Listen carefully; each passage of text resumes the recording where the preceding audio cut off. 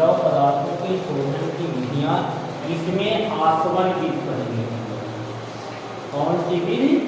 आसवन विधि, यानी द्रव पदार्थों को शुद्ध करने के लिए आसवन विधि का प्रयोग किया जाता है। देखिए, द्रव पदार्थों को शुद्ध करने के लिए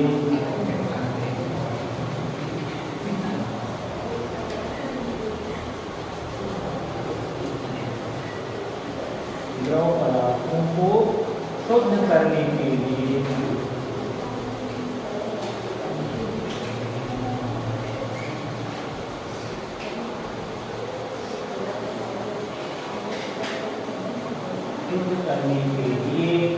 आसवन विधि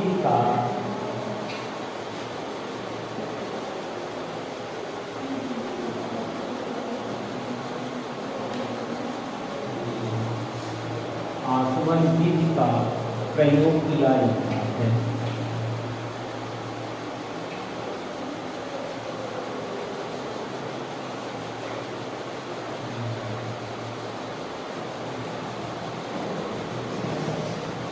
आसवन विधि का प्रयोग किया जाता। आसवन दो प्रकार के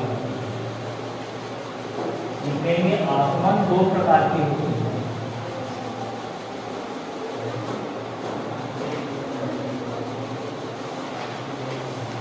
पहला है साधारण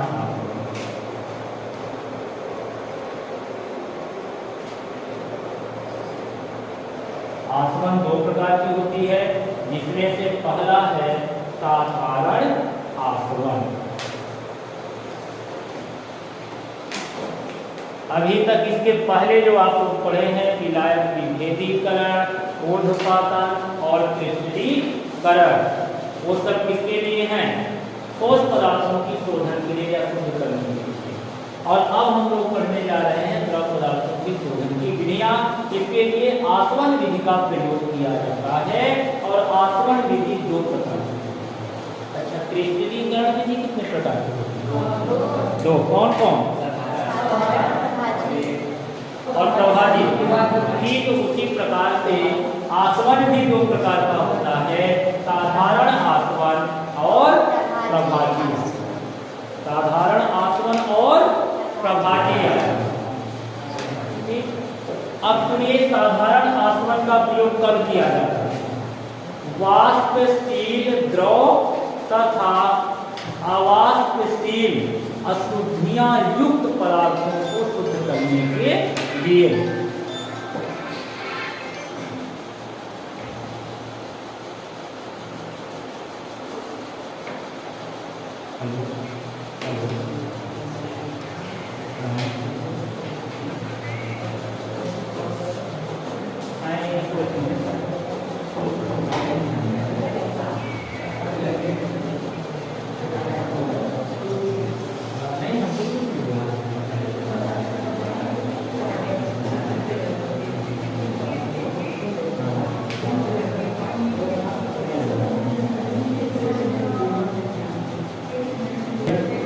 साधारण आसवन, सुनिए अच्छे से, साधारण आसवन विधि का प्रयोग कब करेंगे? वाष्पशील द्रव पदार्थ तथा अवाष्पशील अशुद्धियां युक्त पदार्थों को शुद्ध करना। फिर से सुनिए, कैसे पदार्थ रहेंगे? एक तो वाष्पशील रहेगा, वाष्पशील द्रव पदार्थ तथा अवाष्पशील अशुद्धियां वाले पदार्थों को, इसी में क्या मिला रहेगा? अवाष्पशील पदार्थ भी मिला।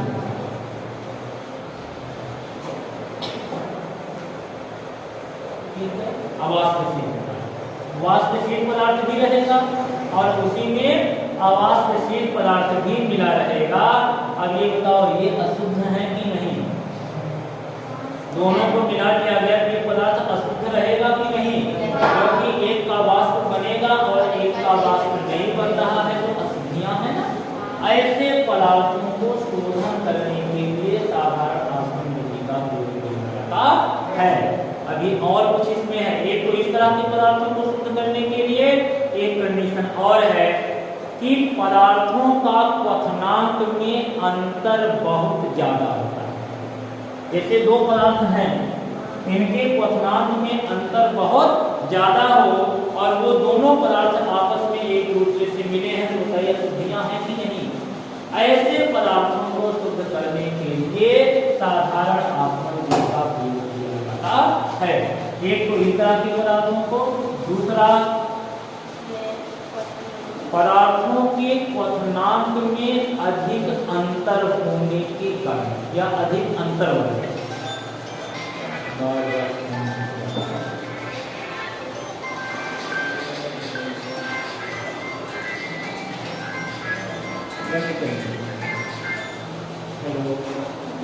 आसवन विधि का प्रयोग कहाँ करते हैं?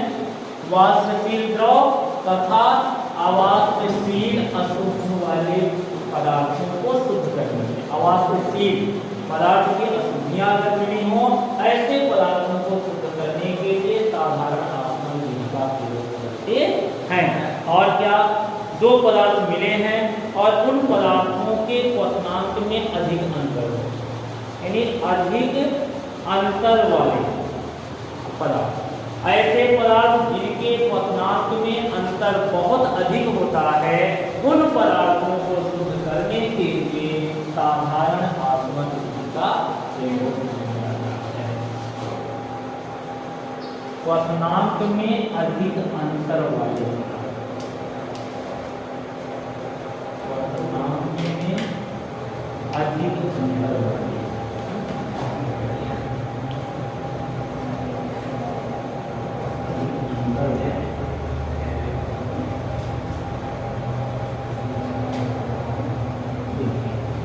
किस तरह के पदार्थों का शोधन करेंगे? वाष्पशील द्रव पदार्थ और अवाष्पशील पदार्थ अगर मिले हैं तो उन्हें शुद्ध करने के लिए साधारण आसवन विधि का प्रयोग करते हैं। इसके अतिरिक्त पदार्थों के क्वथनांक में अगर अधिक अंतर है और दोनों पदार्थ द्रव अवस्था में हैं तो उन्हें शुद्ध करने के लिए साधारण आसवन विधि का प्रयोग किया जाता है। समझ में आया? साधारण आसवन विधि का प्रयोग करते हैं वाष्पशील पदार्थ हो और उसी में अवाष्पशील पदार्थ हो। दो तरह के पदार्थ हो गए, उनको शुद्ध करने के लिए आसवन विधि। दूसरी बात, अगर दो पदार्थ मिले हुए हैं और उन दोनों पदार्थों के क्वथनांक में अंतर बहुत अधिक है। भाई बताओ क्वथनांक क्या होता है? मैं बार बार क्वथनांक बोल रहा हूँ। क्वथनांक क्या है? क्वथनांक का मतलब होता है कि प्रत्येक पदार्थ जिस ताप पर उबलता है वह उसका क्वथनांक है। तो दो तरह के पदार्थ मिले हुए हैं और दोनों पदार्थ अलग अलग ताप पर उबलेंगे, यानी उनके क्वथनांक में क्या होगा? अंतर बहुत ज्यादा हो जाएगा। जैसे मैं बात करूं इनिलीन,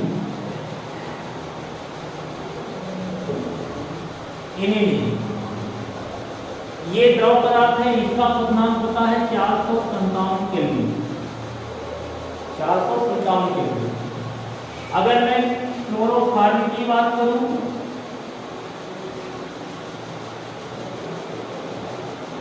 इसका होता है 334 केल्विन। अब आप ये बताइए दोनों के क्वथनांक में अंतर है कि नहीं? बहुत ज्यादा अंतर है ना, बहुत ज्यादा अंतर है। तो अगर दो पदार्थ ऐसे हों जिनके क्वथनांक में अंतर बहुत ज्यादा है तो उनका भी शोधन साधारण आसवन विधि से किया जाता है। किया गया।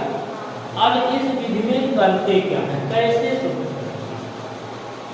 एक गोल पेंनी का फ्लास्क होता है, गोल पेंनी का एक फ्लास्क होता है, एक बर्तन रहता है इस तरह से, गोल पेंनी का एक फ्लास्क होगा। इस फ्लास्क में ये पदार्थ मिले हैं ना, शुद्धियां हैं तो मिले हुए हैं, इस पदार्थ को इसमें डाल दिए। ये दोनों द्रव अवस्था में है ना, किस अवस्था में? द्रव, क्योंकि द्रव पदार्थों की शोधन में विधि है। ये भी द्रव है, ये भी द्रव है, दोनों आपस में मिले हुए हैं। इन पदार्थों को हम इस पात्र में डाल दिए। अब क्या करेंगे? डालने के बाद इस फ्लास्क को वायु ऊष्मक या जल ऊष्मक पर रखेंगे। बालू ऊष्मक या जल ऊष्मक क्या होता है, यहाँ पर स्टैंड होगा, एक स्टैंड रहता है,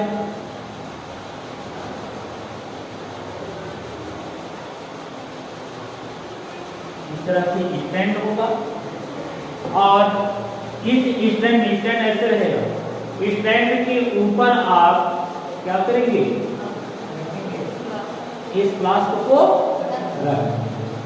फिर मैंने कहा बालू ऊष्मक या जल ऊष्मक, बालू ऊष्मक या जल ऊष्मक। अगर बालू ऊष्मक या जल ऊष्मक की बात करें तो यहाँ पर एक ऐसे वाटर बाथ होती है, ऐसे ये वाटर बाथ होती है, ये वाटर बाथ होती है। वाटर बाथ कटोरी के जैसा लगता है, लैब में मिल जाता है। आप उसमें क्या करिए, पानी डालिए। मैंने जल ऊष्मक बोला या फिर बालू ऊष्मक को कंडीशन, सीधे आप इसको गर्म नहीं करेंगे फ्लास्क को आग से, नहीं तो टूट जाएगा। स्टैंड ऐसे रखेंगे, ट्राई पार्ट स्टैंड होता है, 3 पैर होता है, वो पहले दिख रहा है, एक उसके पीछे रहेगा वो नहीं दिख रहा है, ठीक है। इस तरह से 3 पैर का रहेगा और उसके ऊपर वो स्टैंड है, उसके ऊपर आप वाटर बाथ को रखेंगे। वाटर बाथ उसका नाम ही है, वाटर एंड पानी, और उस वाटर बाथ में आप पानी भर देंगे, पानी भर दिए। अब उसको नीचे से आप क्या करेंगे, गरम करेंगे, बर्नर लगाएंगे और आप उसको गरम करेंगे।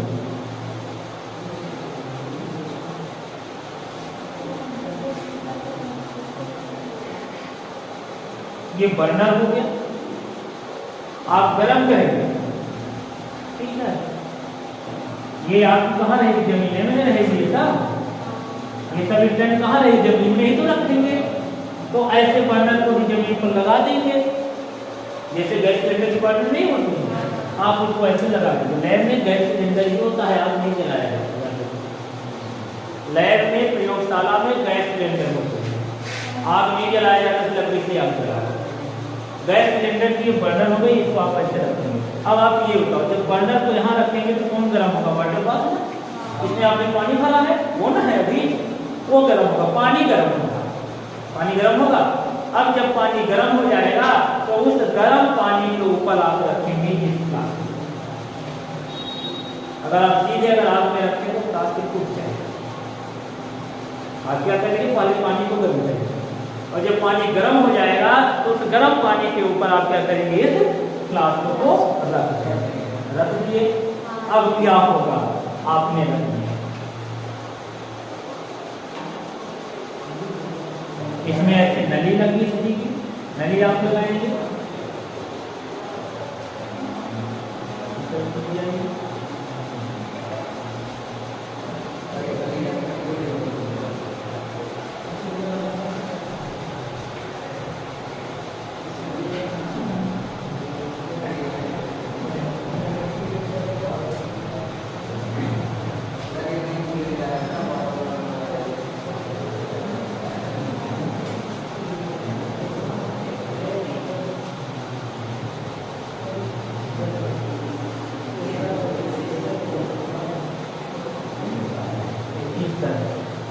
अब आप देखेंगे यहाँ पर एक तरह की पात्र है,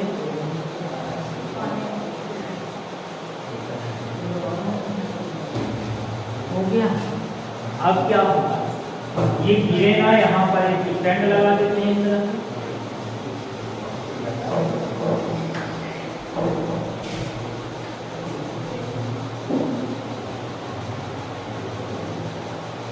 ऐसा स्टैंड लगा और ये जमीन पर गिरा है।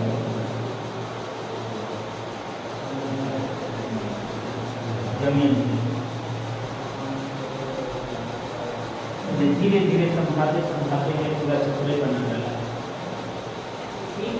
अब क्या होगा, अब आप इसको गर्म कर रहे हैं, कहाँ रख करके, जल ऊष्मक में, जल में रख करके गर्म करें, क्योंकि पानी गर्म है तो ये भी गर्म होगा।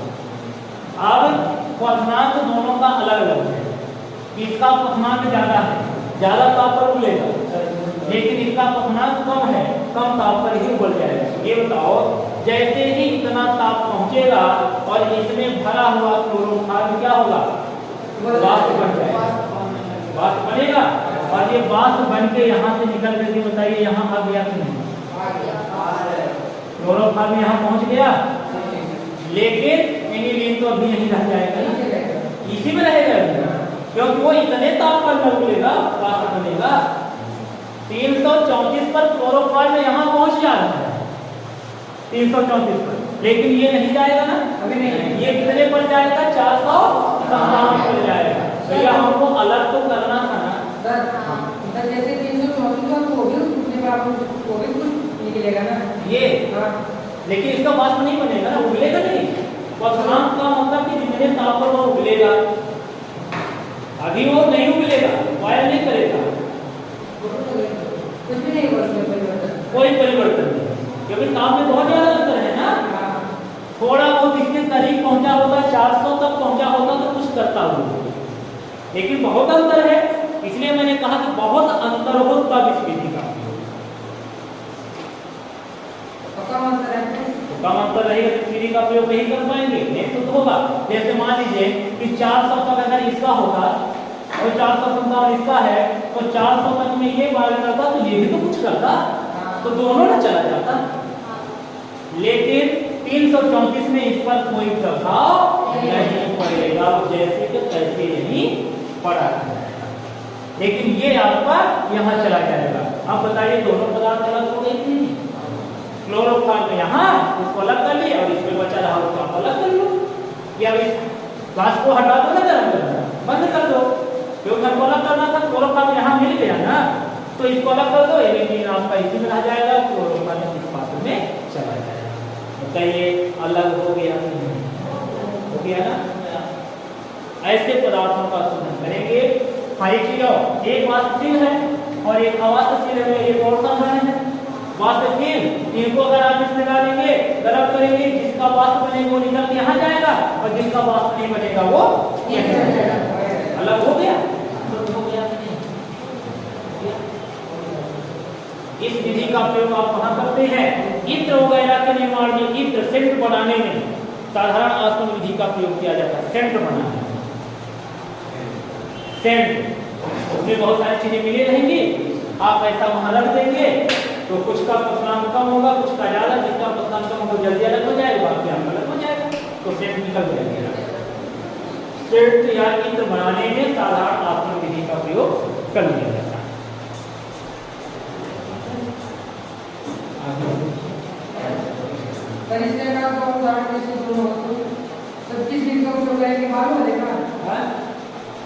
जैसे मान लीजिए इसका 400 तक है, नीचे वाले का नीचे 34 है, तो बालू वाला कैसे उपयोग करेंगे? बालू वाला, अच्छा बालू वाला, वाटर बाथ में आप बालू लेते हो, पानी मत लो। जैसे चना भूनने वाले बालू में चना नहीं भूनते हैं, वाले बालू को गर्म करते हैं, उसमें चना डाल देते हैं, जल्दी जल्दी तैयार हो जाता है।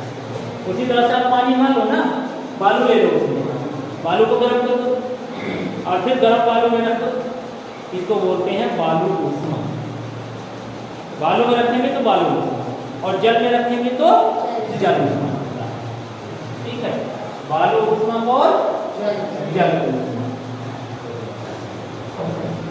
ये हो गया आपका साधारण आसवन। चलिए देखिए जल्दी से, टाइम हो गया। देखिए इस विधि का प्रयोग, इस विधि का प्रयोग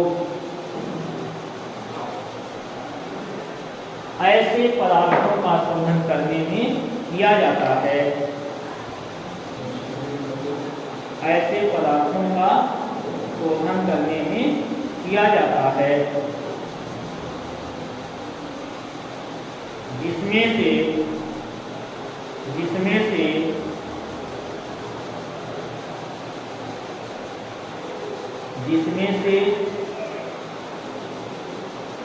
एक पदार्थ वाष्पशील होता है, इसमें से एक पदार्थ वाष्पशील होता है और दूसरा पदार्थ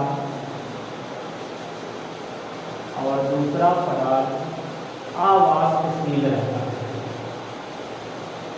एक पदार्थ वाष्पशील होता है और दूसरा पदार्थ अवाष्पशील रहता है। इसके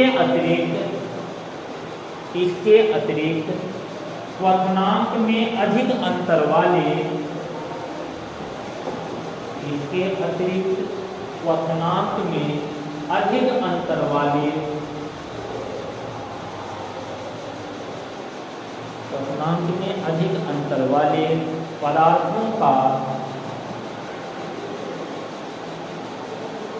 क्वथनांक में अधिक अंतर वाले पदार्थों का शोधन किया जाता है।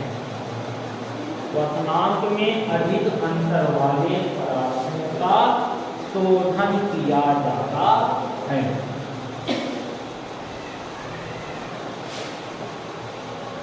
इस विधि में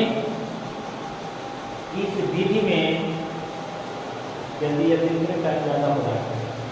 इस विधि में पदार्थों को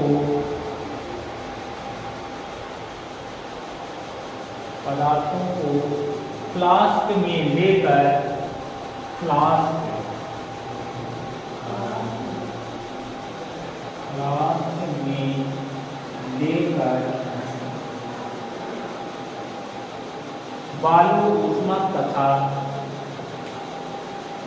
बालू ऊष्मक फ्लास्क में लेकर बालू ऊष्मक तथा जल ऊष्मक पर रखकर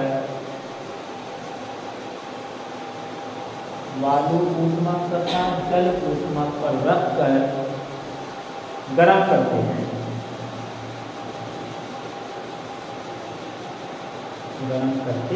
हैं। जिससे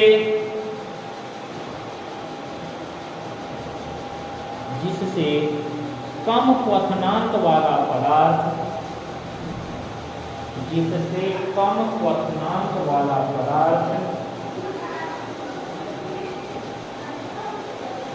पहले वाष्पीकृत होता है। कम क्वथनांक वाला पदार्थ पहले वाष्पीकृत होता है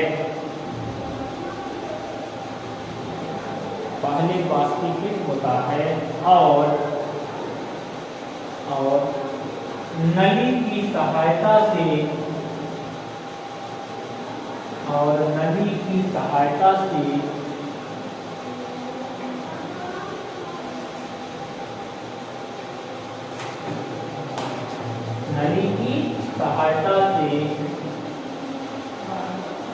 अलग पात्र या बीकर में एकत्रित हो जाता है। अलग पात्र या बीकर में एकत्रित हो जाता है।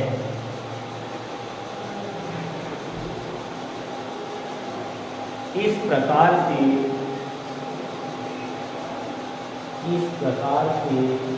पदार्थों को एक दूसरे से अलग कर लिया जाता है।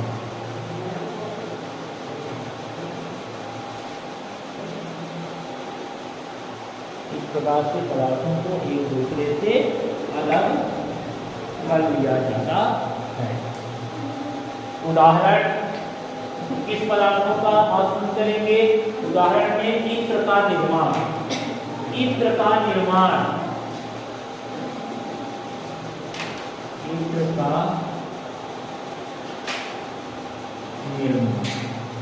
ठीक है। दूसरा ये एनिलीन और क्लोरोफॉर्म के मिश्रण